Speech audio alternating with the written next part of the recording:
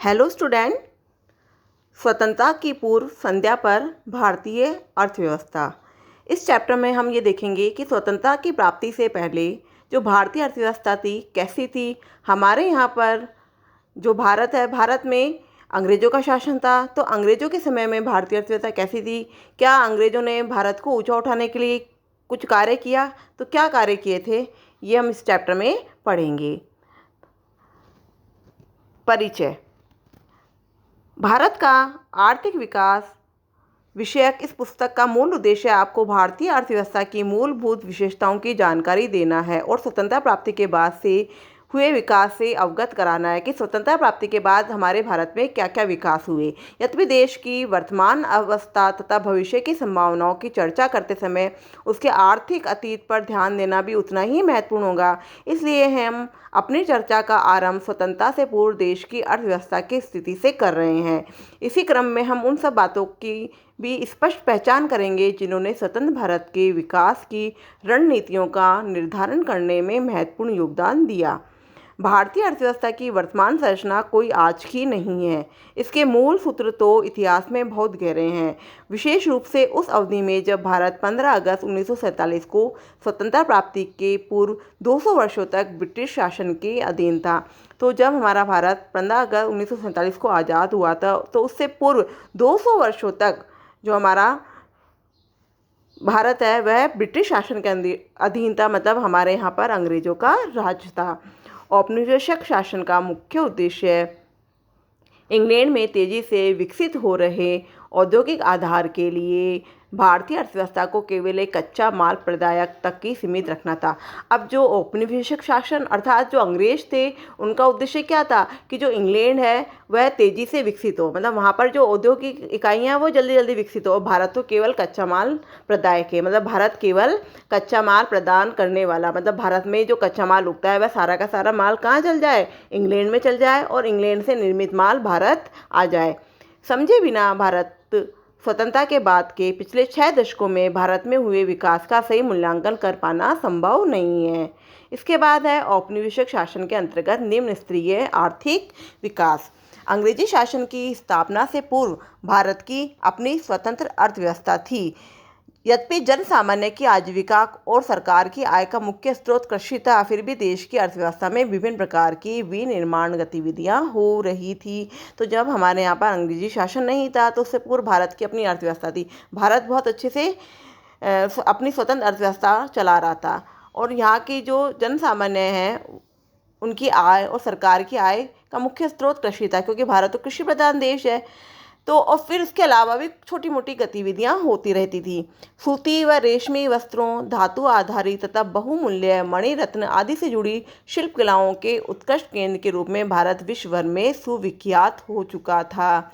भारत में बनी इन चीज़ों की विश्व के बाजारों में अच्छी सामग्री के प्रयोग तथा उच्च स्तर की कलात्मकता के आधार पर बड़ी प्रतिष्ठा थी। तो यहाँ भारत में जो भी वस्तु बनती थी उन वस्तुओं में अच्छी सामग्री का प्रयोग किया जाता था और जो कलात्मकता होती थी वो भी उच्च स्तर की होती थी। तो विश्व के बाज़ारों में भारत की बनी वस्तुओं की बहुत मांग थी। इससे पहले हम ऊपर वाला बॉक्स एक बार देखते हैं। मलमल एक विशेष प्रकार का सूती कपड़ा है। इसका मूल निर्माण क्षेत्र बंगाल, विशेषकर ढाका के आसपास का क्षेत्र रहा है। अब बांग्ला की राजधानी है। ढाका के मलमल ने उत्कृष्ट कोटि के सूती वस्त्र के रूप में विश्व भर में बहुत ख्याति अर्जित की है। ये बहुत ही महीन कपड़ा, महीन का मतलब होता है बारीक कपड़ा होता था, और विदेशी यात्री इसे शाही मलमल या मलमल खास भी कहते थे। एक प्रकार का सूती कपड़ा होता था। इसका आशय यही है कि इस कपड़े को शाही परिवारों के योग्य माना जाता था। जो शाही परिवार होते थे, बहुत अच्छी फैमिली के, रिच फैमिली के, अमीर फैमिली के, वही व्यक्ति इनको यूज करते थे। औपनिवेशिक शासकों द्वारा रची गई आर्थिक नीतियों का ध्येय भारत का आर्थिक विकास नहीं बल्कि अपने मूल देश के आर्थिक हितों का संरक्षण और संवर्धन ही था। तो जो औपनिवेशिक शासक थे, जो अंग्रेज थे, वो जो भी आर्थिक नीतियां बनाते थे तो उनका उद्देश्य भारत का आर्थिक विकास करना नहीं होता था, बल्कि वह अपना ही मूल हित चाहते थे, मतलब अपने ही देश का अर्थात ब्रिटेन का, इंग्लैंड का। इन नीतियों ने भारत की अर्थव्यवस्था के स्वरूप के मूल रूप को बदल डाला। भारत इंग्लैंड को कच्चे माल की पूर्ति करने तथा वहाँ के बने तैयार माल का आयात करने वाला देश बनकर रह गया। अब जितनी भी नीतियाँ बनाई गई अंग्रेजों द्वारा वह भारत उन नीतियों ने भारत के स्वरूप को बदल डाला। तो इस तरह से जो भारत है कच्चे माल की पूर्ति करने वाला देश बनकर रह गया और तैयार माल को खरीदने वाला अर्थात आयात करने वाला देश बनकर ही रह गया। स्वाभाविक ही था कि औपनिवेशिक शासकों ने कभी इस देश की राष्ट्रीय तथा प्रति व्यक्ति आय का आकलन करने का भी ईमानदारी से कोई प्रयास नहीं किया। मतलब जो औपनिवेशिक शासक थे वे नहीं चाहते थे कि भारत की राष्ट्रीय आय या फिर प्रति व्यक्ति आय का आकलन हो। तो कुछ लोगों ने निजी स्तर पर आकलन किए पर उनके अनुमानों ने बहुत विसंगतियों और आपसी मतभेद भी रहे।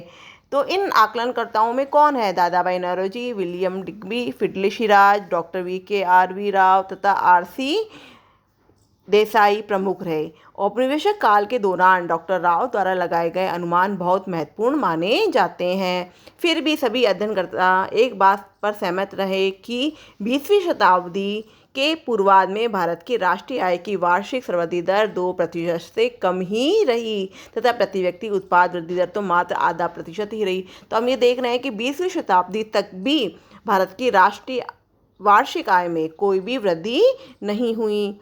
तो इसका क्या कारण रहा? इसका कारण यही था कि इंग्लैंड इंग्लैंड के कौन औपनिवेशिक शासक वह नहीं चाहते थे कि भारत में कोई भी वृद्धि हो, भारत किसी भी तरह की उन्नति करे, क्योंकि वह तो भारत को सिर्फ कच्चे माल का आयातक देश बनाकर ही रखना चाहते थे। कृषि क्षेत्र ब्रिटिश औपनिवेशिक शासन के अंतर्गत भारत मूलतः एक कृषि अर्थव्यवस्था ही बना रहा। मतलब भारत कृषि प्रधान देश ही बना रहा। इससे पहले हम इस बॉक्स को देख लेते हैं एक बार कि 17वीं शताब्दी में भारत आए फ्रांसीसी यात्री बर्नियर ने तत्कालीन बंगाल का इस प्रकार वर्णन किया। अपने 2 बार के भ्रमण के दौरान बंगाल के विषय में संग्रही जानकारी के आधार पर मैं कह सकता हूँ कि ये क्षेत्र मिश्र देश में कहीं अधिक समृद्ध है। यहाँ से सूती, रेशमी वस्त्र, चावल, शक्कर और मक्खन का प्रचुर मात्रा में निर्यात होता है। यहाँ अपने आंतरिक उपभोग के लिए भी गेहूँ, सब्जियाँ, अनाज, मुर्गे, मुर्गियाँ, बत्तख आदि भरपूर उत्पादन होता है। यहाँ सूरों के बड़े बड़े झुंड तथा भेड़ बकरियों के विशाल झुंड भी विद्वान है। इस क्षेत्र में हर प्रकार की मछलियाँ प्रचुरता में उपलब्ध है। राजमहल से लेकर समुद्र तक अतीत में परिवहन तथा सिंचाई के लिए गंगा नदी से बहुत यत्न और श्रमपूर्वक काट कर बनाई गई नहरों का जाल बिछा हुआ है। तो ये जो बात है ये ब्रिटिश जो है उससे पूर्व की कृषि से रिलेटेड है। जो एक फ्रांसीसी यात्री है उस बर्नियर ने जो बंगाल का था उसने अपने शब्दों में भारत आया था तो भारत का वर्णन किया है। देश के लगभग 85% जनसंख्या जो गांवों में बसी थी प्रत्यक्ष या परोक्ष रूप से कृषि के माध्यम से ही अपनी रोजी रोटी कमा रही थी। एक बड़ी जनसंख्या का व्यवसाय होने के बाद भी कृषि क्षेत्र में गतिहीन विकास की प्रक्रिया चलती ही रही। यही नहीं, अनेक अवसरों पर उसमें अप्रत्याशित ह्रास या गिरावट भी अनुभव की गई। अब ज़्यादा जो जनसंख्या भारत की थी वह कृषि पर निर्भर थी, तो उसके बावजूद भी कृषि में गतिहीन विकास दिखा। भले ही कृषि अधीन क्षेत्र के प्रसार के कारण कुल कृषि उत्पादन में वृद्धि हुई हो, किंतु कृषि उत्पादकता में कमी आती रही। कृषि क्षेत्र की गतिहीनता का मुख्य कारण औपनिवेशिक शासन द्वारा लागू की गई भूव्यवस्था प्रणालियों को ही माना जा सकता है। आज के समस्त पूर्वी भारत में जो लोग उस समय बंगाल प्रेसिडेंसी कहा जाता था, लागू की गई जमींदारी व्यवस्था में तो कृषि कार्यों से होने वाले समस्त लाभ को जमींदार ही हड़प जाते थे। किसानों के पास कुछ भी नहीं बच पाता था। यही नहीं, अधिकांश जमींदारों तथा सभी औपनिवेशिक शासकों ने कृषि क्षेत्र की दशा को सुधारने के लिए कुछ भी नहीं किया। तो जो भी किसानों के पास जो भी उपज होती थी उस उपज का जो भी किसानों को मिलता था वो सारा का सारा कौन हड़प जाते थे? जमींदार हड़प जाते थे। तो जो औपनिवेशिक शासक थे कृषि क्षेत्र की दशा को सुधारने के लिए कुछ नहीं करते थे। जमींदारों की रुचि तो किसानों की आर्थिक दुर्दशा की अनदेखी कर उनमें से अधिक लगान संग्रह करने तक ही सीमित रहती थी। इसी कारण कृषक वर्ग को नितांत दुर्दशा और सामाजिक तनावों को झेलने को बाध्य होना पड़ता था। तो जो अंग्रेज थे, औपनिवेशिक थे, वो जमींदारों को कहते रहते कि तुम ज़्यादा से ज़्यादा लगान किसानों से वसूल करो, नहीं तो तुम्हारी जो जमींदारी है वो तुमसे छीन ली जाएगी। तो जमींदारों को भी डर लगा रहता था कि कहीं अंग्रेज हमसे हमारी जमींदारी ना छीन ले। तो वह भी क्या करते थे? ज़्यादा से ज़्यादा किसानों का शोषण करते थे। तो इस तरीके से जो किसान थे उनकी जो दुर्दशा थी वह बहुत दयनीय हो गई थी। इसी कारण कृषक वर्ग को नितांत दुर्दशा और सामाजिक तनावों को झेलना पड़ता था। राजस्व व्यवस्था की शर्तों का भी जमींदारी जमींदारों को इस व्यवहार के विकास में बहुत योगदान रहा। राजस्व की निश्चित राशि सरकार के कोष में जमा कराने की तिथियां पूर्व निर्धारित थी। उनके अनुसार रकम जमा नहीं कराने करा पाने वाले जमींदारों से उनके अधिकार छीन लिए जाते थे। तो जैसा कि मैंने आपको अभी पहले बताया कि जो जमींदार होते थे उनके ऊपर भी किसका दबाव रहता था, अंग्रेजों का जवाब रहता था। तो वह अंग्रेज जो थे वो उनको कहते थे जमींदारों को कि तुमको हमें एक निश्चित राशि जमा करानी पड़ेगी। तो ये राशि कहाँ से आती थी? ये राशि किसानों से आती थी। अगर वह राजस्व जमींदार किसानों से वसूल करके अंग्रेजों को नहीं जमा करा पाते थे तो उनसे उनकी जो जमींदारी थी वह छीन ली जाती थी। साथ ही प्रौद्योगिकी के निम्न स्तर, सिंचाई सुविधाओं के अभाव और उर्वरकों का नगण्य प्रयोग भी कृषि उत्पादकता के स्तर को बहुत निम्न रखने के लिए उत्तरदायी था। जो उर्वरक होते थे, सिंचाई के साधन नहीं होते थे, उनका प्रयोग बिल्कुल भी कृषि के लिए नहीं होता था। तो जो उत्पादन होता था वो निम्न स्तर का ही होता था। किसानों की दुर्दशा को और बढ़ाने में भी इसका बड़ा योगदान रहा। देश के कुछ क्षेत्रों में कृषि के व्यावसायीकरण के कारण नकदी फसलों की उच्च उत्पादकता का भी प्रमाण मिलते हैं, किंतु इस उच्च उत्पादकता के लाभ भारतीय किसानों को नहीं मिल पाते। तो ये नकदी फसलें क्या होती है? नकदी फसलें वो होती है जिनका बाहर निर्यात किया जाता था। तो क्योंकि उन्हें तो खाद्यान्न की खेती के स्थान पर नकदी फसलों का उत्पादन करना पड़ता था, जिनका प्रयोग अंततः इंग्लैंड में लगे कारखानों में किया जाता था। तो जो किसान थे, भारत के किसान थे, उनको भी नकदी फसलों का भी कोई लाभ नहीं मिला न, क्योंकि जो किसान थे उन्हें नकदी फसलों का उत्पादन करना पड़ता था। और इन नकदी फसलों का जो उत्पादन है वह किसके लिए होता था? इंग्लैंड में लगे कारखानों के लिए होता था। सिंचाई व्यवस्था में कुछ सुधार के बावजूद भारत बाढ़ नियंत्रण एवं भूमि की उपजाऊ शक्ति के मामले में पिछड़ा हुआ था, जबकि किसानों के एक छोटे से वर्ग ने अपना फसल पैटर्न को परिवर्तित कर खाद्यान्न फसलों की जगह वाणिज्यिक फसलें उगाना प्रारंभ कर दिया। काश्तकारों के एक बड़े वर्ग तथा छोटे किसानों के पास कृषि क्षेत्र में निवेश करने के लिए न ही संसाधन थे, न तकनीक और न ही कोई प्रेरणा। अब खाद्यान्न फसलों की जगह वाणिज्यिक फसलें, मतलब जो जिन फसलों का व्यापार किया जा सके, उन फसलों को उगाना आरंभ किया गया। लेकिन जो काश्तकार जो थे उनका एक जो बड़ा भाग था और जो छोटे किसान थे उनके पास निवेश करने के लिए ना तो कोई पैसा था, ना कोई सिंचाई के संसाधन थे, ना कोई टेक्निक थी जिनसे वह प्रेरणा ले सके, ना कोई उनके पास प्रेरणा था, ना कोई कौशल था जिससे वह अपनी कृषि को बढ़ावा दे सके। औद्योगिक क्षेत्र कृषि की ही भांति औपनिवेशिक व्यवस्था के अंतर्गत भारत एक सुदृढ़ औद्योगिक आधार का विकास भी नहीं कर पाया। देश की विश्व प्रसिद्ध शिल्प कलाओं का पतन हो रहा था, किंतु उस प्रतिष्ठित परंपरा का स्थान ले सकने वाले किसी आधुनिक औद्योगिक आधार की रचना नहीं होने दी गई। अब औद्योगिक, अभी आपने कृषि क्षेत्र पढ़ा, अब औद्योगिक क्षेत्र में क्या हुआ कि औद्योगिक क्षेत्र में भी क्या हुआ, औपनिवेशिक व्यवस्था, जो औपनिवेशिक व्यवस्था थी उसका कोई भी लाभ नहीं मिला। सभी जो शिल्पकलाएं थी भारत की उनका पतन हो चुका था और उनके स्थान पर कोई दूसरी शिल्पकलाएं नहीं आई। भारत के इस औद्योगिकरण के पीछे विदेशी शासकों का दोहरा उद्देश्य था। एक तो वे भारत को इंग्लैंड में विकसित हो रहे आधुनिक उद्योगों के लिए कच्चे माल का निर्यातक बनाना चाहते थे, दूसरे वे उन उद्योगों के उत्पादन के लिए भारत को एक विशाल बाजार बनाना चाहते थे।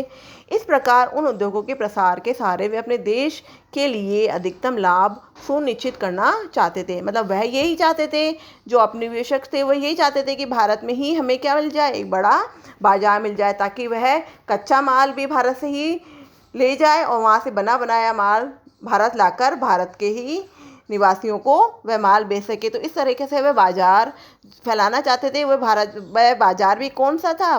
भारत का ही था। ऐसे आर्थिक परिदृश्य में भारतीय शिल्प कलाओं के पतन से जहां एक और भारी स्तर पर बेरोजगारी फैल रही थी, वहीं स्थानीय उत्पाद से वंचित भारतीय बाजारों में मांग का भी प्रसार हो रहा था। तो जो सारा माल कहाँ से बनकर आ जाता था? इंग्लैंड से। तो इस तरीके से क्या हुआ कि भारत में बेरोजगारी फैल गई। इस मांग को इंग्लैंड से सस्ते निर्मित उत्पादों के लाभपूर्ण आयात द्वारा पूरा किया गया। अब जो मांग होती थी भारतीय बाजारों में, तो जो इंग्लैंड से मशीनों के द्वारा जो माल बन के आता था वह माल क्या होता था? सस्ता होता था। तो भारतीयों के पास इतना पैसा भी नहीं होता था, तो उन्होंने क्या कर दिया, जो सस्ता माल था उसे ही खरीदना शुरू कर दिया। यद्यपि 19वीं शताब्दी के उत्तरार्ध में भारत में कुछ आधुनिक उद्योगों की स्थापना होने लगी थी, किंतु उनकी उन्नति बहुत धीमी ही रही। प्रारंभ में तो ये विकास केवल सूती वस्त्र और पटसन उद्योगों को आरंभ करने तक ही सीमित था। सूती कपड़ा मिलें प्राय भारतीय उद्यमियों द्वारा ही लगाई गई थी और ये देश के पश्चिमी क्षेत्रों में ही अवस्थित थी। पटसन उद्योग की स्थापना का श्रेय विदेशियों को दिया जा सकता है। ये उद्योग केवल बंगाल प्रांत तक ही सीमित रहा। 20वीं शताब्दी के आरंभिक वर्षों में लोहा और इस्पात का उद्योग का विकास प्रारंभ हुआ। टाटा आयरन स्टील कंपनी, जिसे टिस्को भी कहते हैं, की स्थापना 1907 में हुई। दूसरे विश्व युद्ध के बाद चीनी सीमेंट, कागज आदि के कुछ कारखानों भी स्थापित हुए, किंतु भारत में भावी औद्योगिकरण को प्रोत्साहित करने हेतु पूंजीगत उद्योगों का प्राय अभाव ही बना रहा। पूंजीगत वे उद्योग वे होते हैं जो कुछ वर्षों तक चलते हैं। पूंजीगत उद्योग में वे उद्योग होते हैं जो तत्कालिक उपभोग में काम में आने वाली वस्तुओं के उत्पादन के लिए मशीनों और कलपुर्जों का निर्माण करते हैं। यत्र तत्र कुछ कारखानों की स्थापना से देश की पारंपरिक शिल्प कला आधारित निर्माण शालाओं के पतन की भरपाई भी नहीं हो पाई। अब कुछ एक कारखानों की स्थापना हो गई, लेकिन सभी तो शिल्पकलाएं का पतन हो गया था, तो कुछ एक कारखानों के स्थापित होने से उन जो शिल्पकलाएं जो पतन हो गई थी उनकी भरपाई नहीं हो पाई थी। यही नहीं, नव औद्योगिक क्षेत्र की प्रवृद्धि दर भी बहुत ही कम थी और सकल घरेलू उत्पाद या सकल वर्धित मूल्य में इसका योगदान भी बहुत कम था। तो देश का जो जीडीपी था, उस जीडीपी में इन शिल्पकलाओं का योगदान बहुत कम था। इस नए उत्पादन क्षेत्र की एक अन्य महत्वपूर्ण कमी भी ये थी कि इसमें सार्वजनिक क्षेत्र का कार्यक्षेत्र भी बहुत कम रहा। वास्तव में ये क्षेत्र प्राय रेलों, विद्युत उत्पादन, संचार, बंदरगाह और कुछ विभागीय उपक्रमों तक ही सीमित थे। इसके बाद का चैप्टर हम आगे नेक्स्ट वीडियो में पढ़ेंगे।